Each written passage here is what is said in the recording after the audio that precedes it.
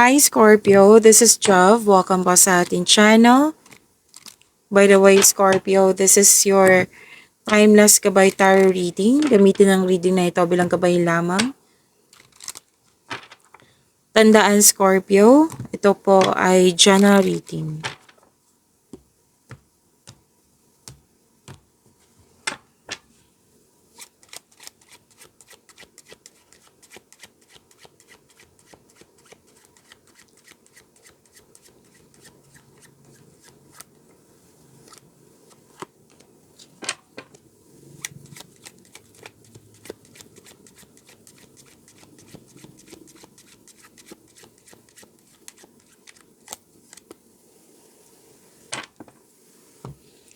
Scorpio, may bonding akong nakikita dito.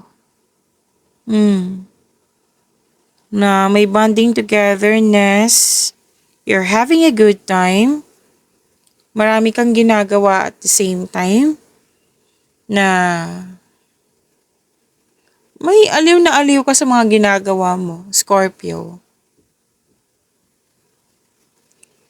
At may joy and laughter. Yan, bonding, joy and laughter, having a good time, na-entertain ka sa mga ginagawa mo. And pagkakaisa. Kung sino man tong grupo ng tao na nakita ko dito. Na nagkaroon kayo ng pagkakaisa. May fulfillment na sa pangarap. May happy outcome. May promises. Pwede din may kasal ha. May nakita kong kasal dito or engagement, proposal, kasal yan. Tapos, okay. So, pwedeng family mo tong kabonding mo or group of friends. Pero most likely, family ang nakikita ko dito. Or pwede din tinuring mo na parang pamilya.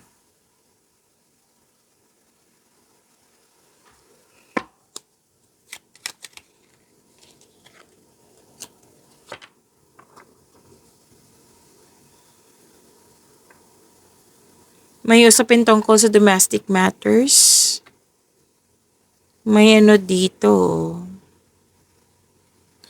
May tao dito na pwedeng single female ito na very obedient, too submissive in some situation. Yan.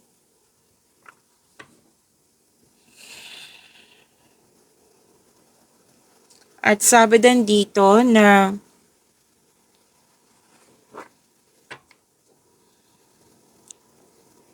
yung concern mo, sinuko mo kay God.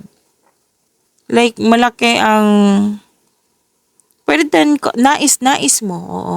Kasi malaki ang faith mo kay God. Like, nagpray ka dito. Oo. Kasi,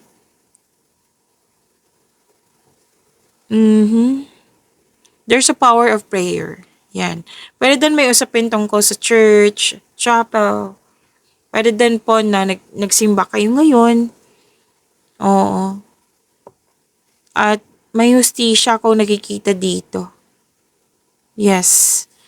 May official matters. Authority. Pwede may kausap kang lawyer. Ngayon, judge, priest, or medical specialist. May usapin tungkol sa legal matters, about sa law. Yan. May concern ka din sa isang tao na cold-hearted.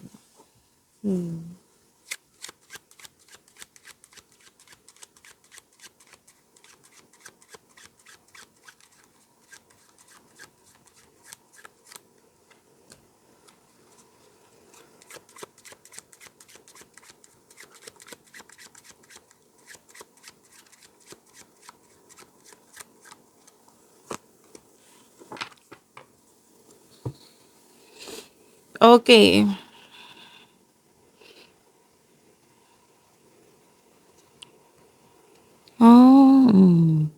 May travel. May ano dito. Pwedeng unplanned siya na lakad na kailangan talagang pumunta. Kailangan na mag-travel. Yan.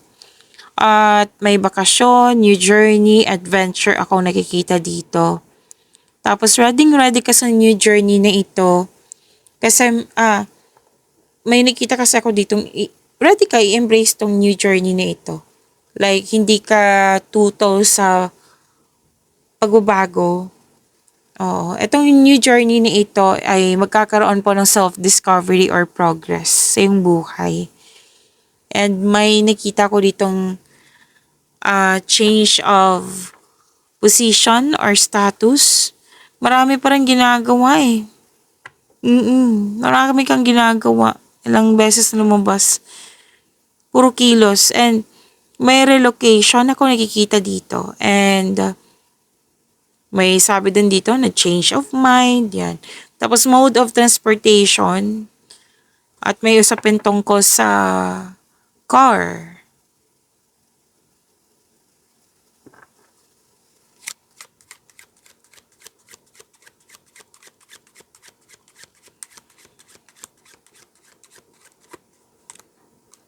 May usapin tungkol sa unresolved issues like disconnection, may nagkaroon ng disconnection sa isang tao. And may nakita din ako ditong nagkaroon ng desire para na gustong magkaroon ng kasal, maging wife. Oo. At may sabi din po na may energy dito na isang married woman na malaki ang influence niya ngayon sa iyo or pwedeng ikaw to na malaki ang influence mo sa kapwa mo.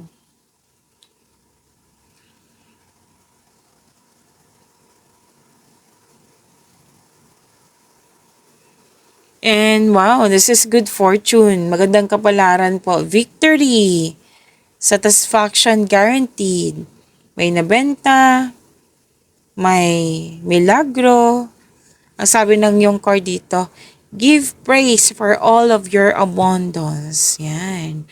Sa, excuse me, your dreams are coming true. Like, natupad yung pangarap mo sa buhay. At kung may balak ka mang magnegosyo po ngayon, magagamit nyo po yung hidden talent nyo. Yan yung magbibigay ng yaman sa iyo. So this is good luck, success through good fortune. Yes, ang ganda nito.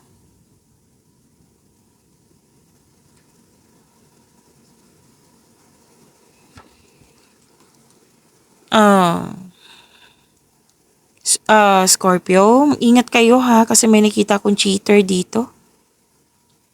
Cheater or na-misplace. May nakita kasi ako ditong pwedeng naalala mo yung na-misplaced na bagay na pinag-usapan na para kang hindi ka naka-move on pa. Yan. So, kung hindi ba ito nangyari sa nakaraan, mag-ingat ngayon. Okay? Pwedeng misplace mo to or pwedeng may nagkuha. Kasi may nakikita ko ditong cheater or magnanakaw. Pwedeng walang ganyan. Kundi, huwag kang mag-spend time sa taong energy vampire. Ano yan? Ano po? A person na nagsisteal sa iyo, like kinukuha niya yung peace of mind. So, that is a theft of, or stealing your peace of mind nga. Stealing, kinuha. Like, kausap mo siya, na-drain ka na, naiirita ka na, nangihina ka na. Yan, that is energy vampire. So, sabi ng card, do not spend time sa taong ganito. Kasi madadrain nga yung energy mo eh. And, something or someone taken away. May usapin sa ganyan eh. And, pwede din po loss of connection to. Kasi may usapin kanina na loss of connection sa isang babae. And, may tao talagang hindi honest. Hindi nagsasabi ng totoo. Alam mo to kung sino to, so ingat kayo sa kanya.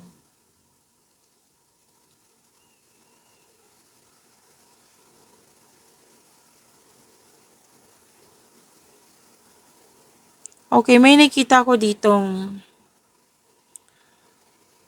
may kausap ka na Or let's say, excuse me po, kailangan ko uminom ng tubig, saglit lang po.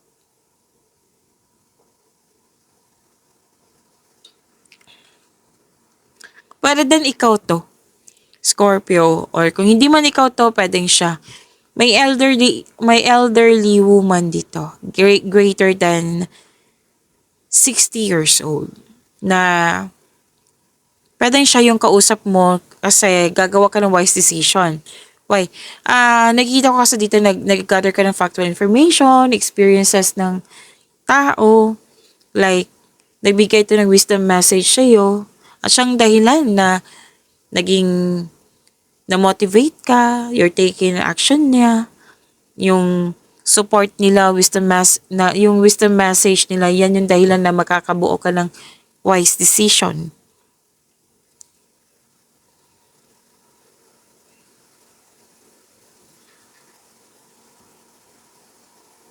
Okay, so nandito na naman yung gift.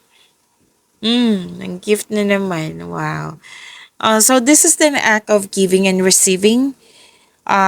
May donation. Pwede ikaw yung nagbigay ha, or pwede, may nakita rin ako ditong energy na kayo ay nakatanggap. So yan po, the act of giving and receiving. Pwede yung rewards to, contribution, donation, a proposal. Dito na naman yung proposal. An offer, a gift, or something expensive. Pwedeng jewelry to or luxury. An object, or nakatanggap kayo ng parcel ngayon kung kailan nyo ito napanood. So, claim this gift.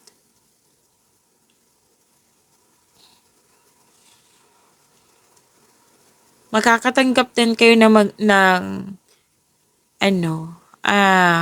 written news or an announcement or invitation. Pwede din naghihintay ka ng resulta or tawag. Basta po may important message. Pwede galing to sa postman, sa written news related to work or finances. May important communication ako nakikita dito. May nag-uusap nga dito na grupo ng tao. Like, nag-uusap kayo kung alin ba mas mabuti or hindi maganda. Yan. So, more on conversation, marami kang nga kausap dito. Di ba may bonding kanina? Oh, dito rin yun, may kausap ka na like weighing the pros and cons in a situation. Tapos may itetest ka eh. Subukan ko nga, itetest ko to kasi kung effective ba, yan. So, may family ako nakikita dito or kasamahan mo sa bahay. May negotiation din. May interview ako nakikita dito.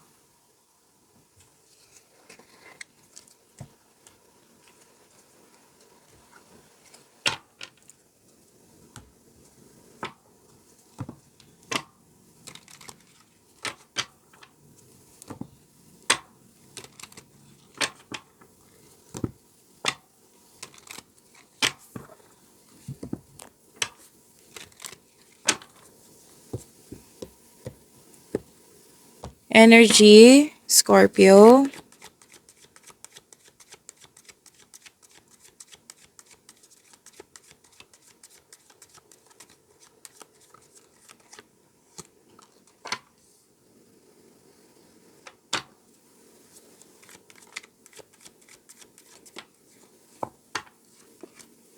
Oh, wow.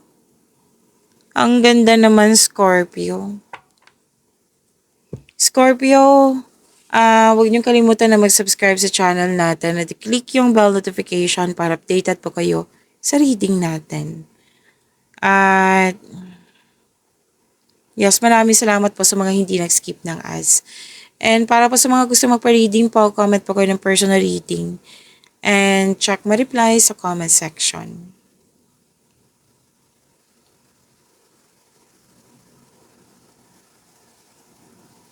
Energy, ang ganda. Ang ganda po. You're receiving love. May growth and expansion. um, may nagkaroon ng nagkaroon ng beauty. What I meant is beautification, like nagpaganda ka, nag-asikaso ka sa sarili mo, yan, nagpapogi ka, yan. Happiness ang nakikita ko dito. Development, success, pleasure. Kasi this is about love, beauty, money, and creativity. Kung sa astrology to, this is Venus. So, alam naman natin kung ano yung Venus, di ba? Love, beauty, money, creativity.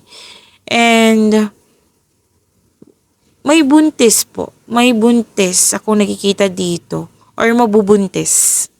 And, this is also means abundance and success. So, be happy with the results of your actions.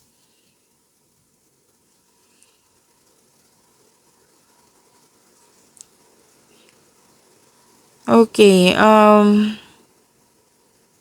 may parating, malaking pera. Tong dalawang card nito, malaking pera tong nakikita ko.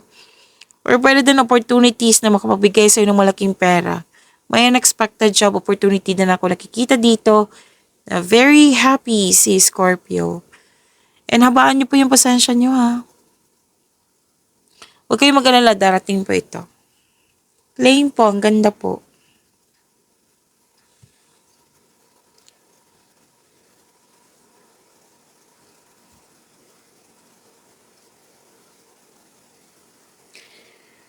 Okay, so this is a big blessing. Ang ganda. This is destiny, this is good luck, this is good karma, this is completion of cycle. And this card advise you na mag-focus po kayo sa makontrol nyo in order to find peace. Let go muna po, hindi mo makontrol. This is completion of cycle, ha. Yes, may changes sa darating or blessings. And you have strength in new beginnings, the cycle restarts.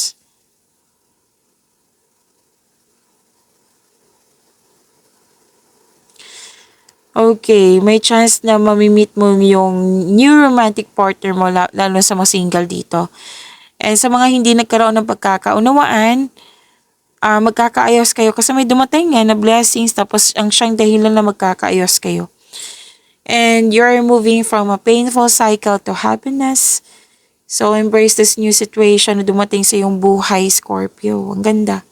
Blessings, good fortune, opportunities, unexpected wealth, financial stabilities.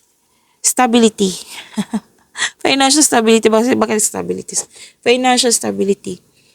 Kung gipit ka ngayon, may parating na blessings na magbabago sa iyong kaperahan. Kung jobless ka ngayon, may unexpected job opportunity na darating. Dalawang card, ha? Dalawang card mismo nagsabi na makaka-receive ka ng malaking pera. Whether marami kang kliyente, orders, maraming benta, or inaasahan mo talaga to na malaking pera na parating sa iyo. Claim po, Scorpio.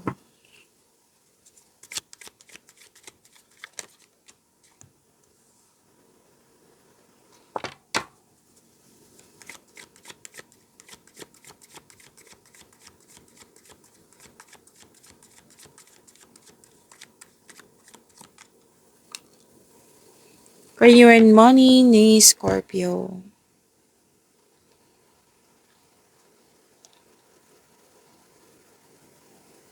Career and money, ang sabi ng yung card dito na kung ano man yung okay, busy ka kasi dito, marami kang ginagawa, which is sinabi naman kanina, 'di ba? Ilang cards na which is sumabas dito sa tarot cards mo. Na mukhang may dumating tapos na-distract kayo. Ang sabi ng card na tapusin mo yung mga gawain mo. Move forward, tapusin mo yung mga nag-aantay na gawain, huwag kang magpa-distract. Oo. At kasi malapit mo naman matapos yung mga gawain mo eh. Tapusin mo to. Okay? Kasi nakikita ko dito na mukhang na-distract ka. Naapektuhan ka, mas napagod ka. Yan. Kaya nga may sinabi kanina, di ba, na huwag kayong mag-spend time sa energy vampire. Yan din yung sinabi sa akin ngayon na dito sa career and money mo. Okay? Tapos may nakita nga ako dito, nagbigay ka ng pasensya sa taong mataas yung pride. Yan.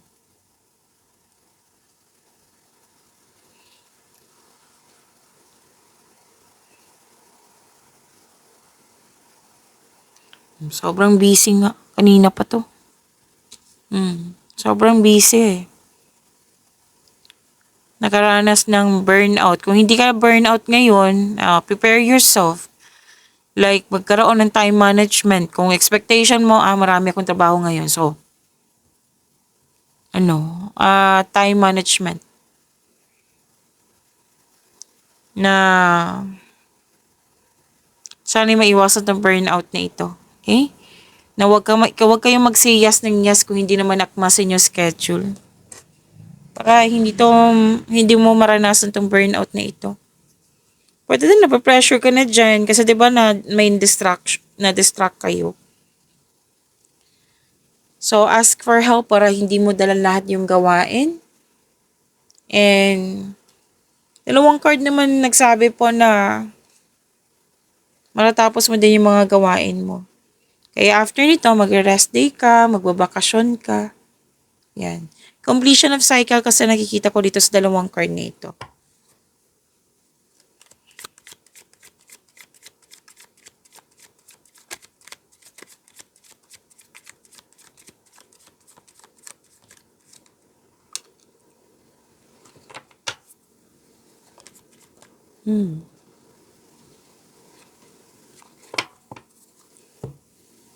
Scorpio, huwag niyo kalimutan na mag-subscribe sa channel natin at i-click yung bell notification para updated po kayo sa reading natin.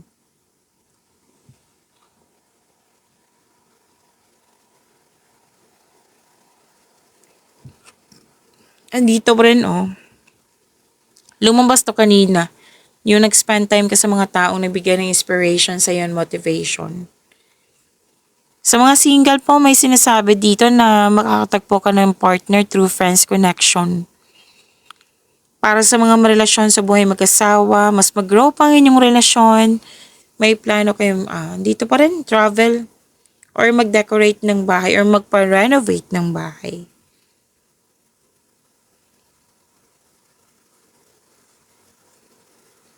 And sabi din dito na,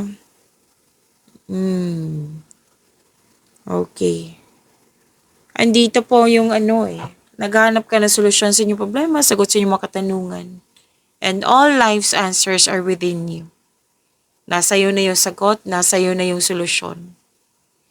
Para sa mga single, you need time alone. Parang perfect time sa iyo na maglaan ng oras na sa sarili. Ayaw mo muna makipagrelasyon.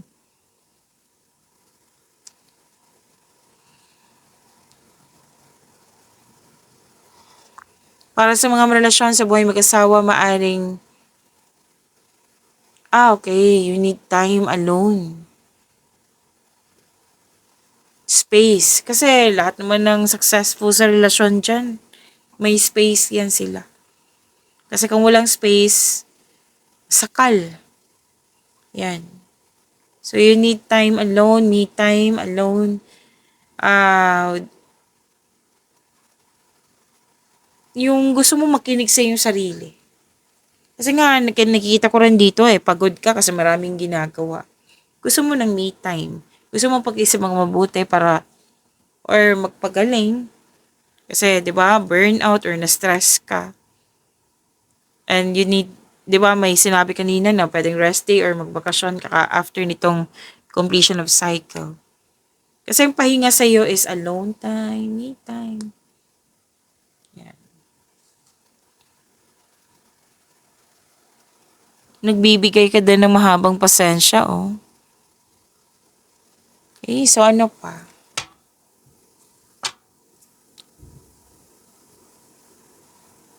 Ang ganda nito kasi this is may ibibigay ang universe sa iyo. Gift from the universe. Love, peace, na Pwedeng bagong tao, bagong kaibigan, bagong partner, self-love ba to na magbibigay ng love, peace, and happiness sa iyong buhay.